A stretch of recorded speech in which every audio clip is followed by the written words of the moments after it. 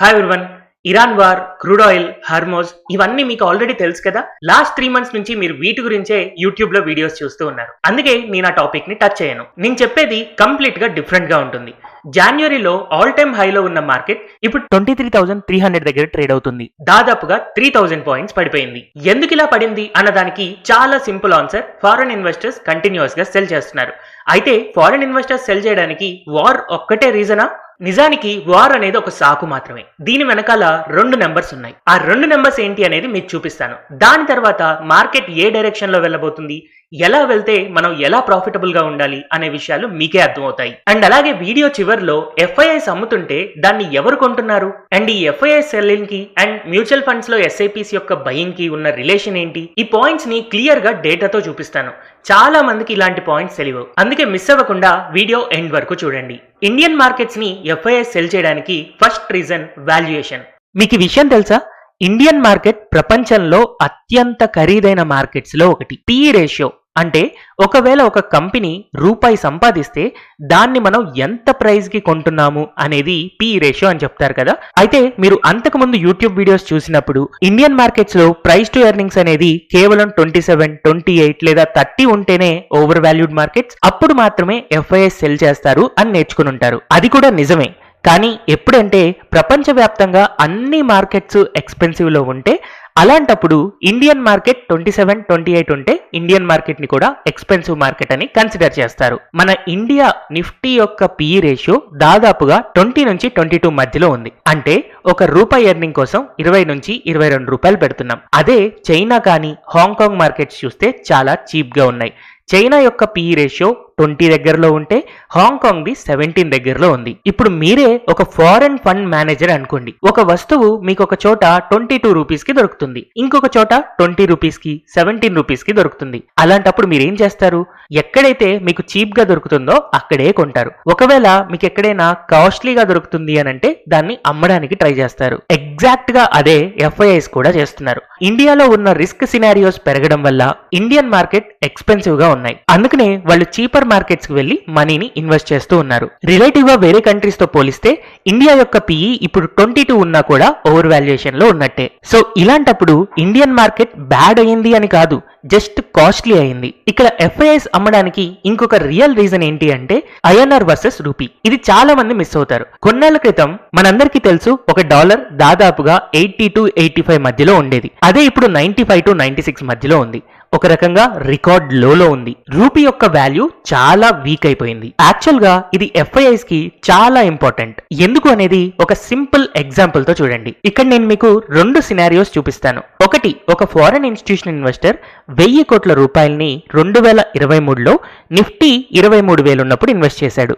దాని తర్వాత నిఫ్టీ 2026 వచ్చేసరికి దాదాపుగా 26,000 వరకు పెరిగింది. కాబట్టి మనం ఏమనుకుంటాము, ఇక్కడ మార్కెట్ 13% పెరిగింది కాబట్టి తను ఇన్వెస్ట్ చేసిన 1000 crores 1130 crores గా పెరుగుతాయి అని అనుకుంటాము. కానీ 2023లో డాలర్ వాల్యూ 85 రూపీస్ ఉంది. ఈ రోజు మనకి 95 రూపీస్ ఉంది. అలా చూసుకుంటే డాలర్ వాల్యూస్ లో వాళ్ళు ఇన్వెస్ట్ చేసిన అమౌంట్ $117.6 మిలియన్ అయితే ఈ రోజు వాళ్ళ యొక్క అమౌంట్ కేవలం $119 మిలియన్ అవుతుంది. అంటే నిజానికి వాళ్ళ అప్రిసియేషన్ లేదా వాళ్ళ ప్రాఫిట్ ఎంత? కేవలం 1.2% మాత్రమే. అదే మరి నిఫ్టీ కేవలం ఈ రోజు 23,000 ఉంటే అలాంటప్పుడు వాళ్ళు పెట్టిన 1000 కోట్లకి ఈ రోజు మన ఇండియన్ మార్కెట్ లో 1000 కోట్లే ఉంటుంది. కానీ రియాలిటీలో దాన్ని డాలర్స్ లో కన్వర్ట్ చేసినప్పుడు కేవలం $105.3 మిలియన్ మాత్రమే ఉంటుంది. అంటే ఒక రకంగా వాళ్ళు ఈ 3 సంవత్సరాలు ఇండియన్ మార్కెట్ లో వెయిట్ చేయడం వల్ల 10.5% నష్టపోతున్నారు. అందుకనే ఒక ఫారెన్ ఇన్స్టిట్యూషన్ ఇన్వెస్టర్ కి నిఫ్టీ 13% పెరిగితే తనకి 13% ప్రాఫిట్ వచ్చినట్టు కాదు, కేవలం 1% మాత్రమే తను రూపీ అప్రిసియేషన్ వల్ల సంపాదించగలుగుతున్నాడు. అందుకే ఫారెన్ ఇన్స్టిట్యూషన్స్ ఎప్పుడైతే రూపీ వాల్యూ పడిపోతుందో అలాంటప్పుడు ఇండియా నుంచి బయటికి వెళ్తారు. వాళ్ళ క్యాలిక్యులేషన్స్ అన్ని డాలర్స్ లో ఉంటాయి, రూపీస్ లో కాదు. సరే, ఇప్పుడు ఎఫ్ఐఐస్ ఎందుకు సెల్ చేస్తున్నారు అనే రీజన్స్ మీకు అర్థమయ్యాయి కదా. కానీ ఇప్పుడు ఇక్కడ నుంచి మార్కెట్ 3 దారుల్లో వెళ్ళొచ్చు. అందులో రోడ్ 1 బియర్ కేస్ సినారియో గనుక మనం తీసుకుంటే, ఒకవేళ హర్మోజ్ అనేది మనకి చాలా కాలం అలాగే మూసుకుపోయి ఆయిల్ ప్రైజెస్ ఇంకా పెరిగితే, లేదా రూపీ వాల్యూ ఇంకా డిప్రిషియేట్ అయితే, కొన్ని గ్లోబల్ రీసెర్చ్ హౌసెస్ ఏం చెప్తున్నాయంటే ఇండియన్ మార్కెట్స్ నిఫ్టీ లెవెల్స్ 20,000 నుంచి 21,000 దాకా పడచ్చు అని చెప్తున్నాయి. ఒక రకంగా ఇండియన్ ఇన్వెస్టర్స్ కి ఇదొక డిస్కౌంట్ సేల్. ఎస్ఐపిస్ గనక మీరు చేస్తున్నారు అని అంటే మీకు చాలా ఎక్కువ యూనిట్స్ తక్కువ ప్రైస్ కి వచ్చేస్తాయి. మనందరికీ తెలుసు మార్కెట్స్ పడడం అనేది టెంపరరీ, మళ్ళీ రికవరీ అవుతూనే ఉంటాయి. ఒకవేళ ఇలాంటి సిచ్యువేషన్ గనక వస్తే ఎలాంటి భయం లేకుండా ఎస్ఐపిస్ లో ఇంకా స్ట్రాంగ్ గా మనీని యాడ్ చేయడానికి ట్రై చేయండి. అయితే ఈ బియర్ కేస్ అనేది కేవలం ఒక పాసిబిలిటీ మాత్రమే, ప్రిడిక్షన్ కాదు. బాటమ్ అనేది ఎగ్జాక్ట్ గా ఎవ్వరికి తెలియదు. నెక్స్ట్ రోడ్ 2 లో ఒక బేస్ కేస్ సినారియో తీసుకుంటే ఈ సీజ్ ఫైర్ అనేది ఇంకొక 6 months 12 months ఇంకా డ్రాగ్ అవుతుంది. ఈ సిచ్యువేషన్ మార్కెట్ కి ఆల్రెడీ తెలుసు కాబట్టి నిఫ్టీ అనేది 22,000 నుంచి 25,000 మధ్యలోనే పైకి కిందకి సైడ్ వైజ్ లో మూవ్ అవుతూ ఉండొచ్చు. యాక్చువల్ గా ఇది ఇండియన్ ఇన్వెస్టర్స్ కి చాలా బోరింగ్ టైం. మార్కెట్లో తను డబ్బులు ఇన్వెస్ట్ చేస్తాడు, అవి పెరగవు పడవు అలాగే కనపడుతూ ఉంటాయి. ఇక్కడ మీరు ఏం అర్థం చేసుకోవాలంటే మీ ఎస్ఐపిస్ కానీ మీ ఇన్వెస్ట్మెంట్స్ కానీ రూపీ కాస్ట్ యావరేజింగ్ జరుగుతున్నాయి కాబట్టి ఎలాంటి ప్రాబ్లం లేదు, కొంతకాలం వెయిట్ చేయాలంతే అని చెప్పి మనం మైండ్ లో పెట్టుకోవాలి. ఫైనల్ గా రోడ్ 3 బుల్ కేస్ సినారియోలో హర్మోజ్ డీల్ అనేది కంప్లీట్ గా క్లియర్ అయిపోయి ఇరాన్ వార్ అనేది క్లోజ్ అయిపోతే అలాంటప్పుడు రూపీ స్టెబిలైజ్ అవుతుంది, రిలీఫ్ ర్యాలీ వస్తుంది, న్యూ హైస్ కి వెళ్తుంది, మార్కెట్ ఆల్ టైమ్ హైస్ ని ఈజీగా టచ్ అవుతుంది. అలాంటప్పుడు కూడా మీరు ఒక ఇన్వెస్టర్ అయితే మీరు ఇన్వెస్ట్ చేసిన స్టాక్స్ ని అమ్మకుండా ఉంటే ఆటోమేటిక్ గా ఓవరాల్ మార్కెట్ పెరుగుతున్నప్పుడు మీ స్టాక్స్ కూడా పెరుగుతాయి. ఇన్వెస్టర్ ఎప్పుడూ సంపాదిస్తూనే ఉంటాడు. కానీ ట్రేడింగ్ చేసి ఇలాంటి వాలటైల్ మార్కెట్స్ లో చాలా మంది లక్షల రూపాయలు పోగొట్టుకుంటూనే ఉంటారు. అందుకనే నేను ట్రేడింగ్ వైపు కాకుండా ఇన్వెస్ట్మెంట్ చేయడం ద్వారా ఇలాంటి టైంలో స్పెసిఫిక్గా మార్కెట్ ఎప్పుడైతే పడుతుందో అలాంటప్పుడు ఇన్వెస్ట్మెంట్స్ కంటిన్యూ చేస్తే మాత్రమే మీరు ఫ్యూచర్లో మంచి రిటర్న్స్ ఎర్న్ చేయగలుగుతారు అని చెప్తున్నాను. మనకి ఇక్కడ నుంచి ఉన్న 3 roads లో మార్కెట్ ఎటు వెళ్ళినా కూడా ఇన్వెస్టర్ అనేవాళ్ళు ఖచ్చితంగా గెలుస్తాడు. ఎందుకంటే ఒక ఇన్వెస్టర్ ప్రెడిక్ట్ చేయట్లేదు, ఒక సిస్టమ్ ని ఫాలో చేస్తూ ఉన్నారు. అందుకనే ఎస్ఐపి అనేది మన యొక్క స్ట్రెంగ్త్. ఇదంతా థియరీ కాదు, ఇప్పుడు నిజంగా జరుగుతుంది. ఎఫ్ఐఐస్ ఈ వాల్యుయేషన్స్ రూపీ కారణాల వల్ల అమ్ముతున్నారు. కానీ ఇలాంటప్పుడు ఎవరు కొంటున్నారు? మన డొమెస్టిక్ ఇన్స్టిట్యూషన్స్ కదా.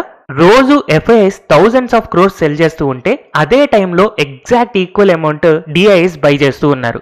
డిఐఎస్ అంటే మన మ్యూచువల్ ఫండ్సే. సో మీరు గనక మ్యూచువల్ ఫండ్స్ లో ఇన్వెస్ట్ చేస్తున్నారు అని అంటే ఇలాంటి డౌన్ మార్కెట్ లో ఆల్రెడీ మీరు మంచి స్టాక్స్ లో ఇన్వెస్ట్ చేస్తున్నట్టే. ఇప్పుడున్న సిచ్యువేషన్స్ ని జాగ్రత్తగా అనాలిసిస్ చేసిన తర్వాత నేను పర్సనల్ గా నా ట్రేడింగ్ ని చాలా తగ్గించాను. ఇది యాక్చువల్ గా పెద్ద మొత్తంలో ట్రేడ్ చేయడానికి రైట్ టైం కాదు. కానీ మనం ఒకవేళ ఇన్వెస్ట్మెంట్ చేయాలి అని అనుకుంటే స్టాక్స్ లో కానీ మ్యూచువల్ ఫండ్స్ లో కానీ ఇన్వెస్ట్ చేయడానికి చాలా మంచి టైం. అలా అని రేపే మార్కెట్ రికవరీ అవుతుందని కాదు, ఒక సంవత్సరం తర్వాత రికవరీ రావచ్చు. బట్ ఈ సంవత్సరం పాటు మనం జాగ్రత్తగా మన ఫండ్స్ ని అలోకేట్ చేసుకుంటూ అక్యుములేట్ చేసుకుంటూ ఉంటే ఆబ్వియస్ గా మనకి ఎక్స్ట్రా రిటర్న్స్ వస్తాయి. నేను మార్కెట్ ఇక్కడ నుంచి పడుతుందా, సైడ్ వైజ్ ఉంటుందా, అప్ ట్రెండ్ వెళ్తుందా అని ప్రెడిక్ట్ చేయట్లేదు.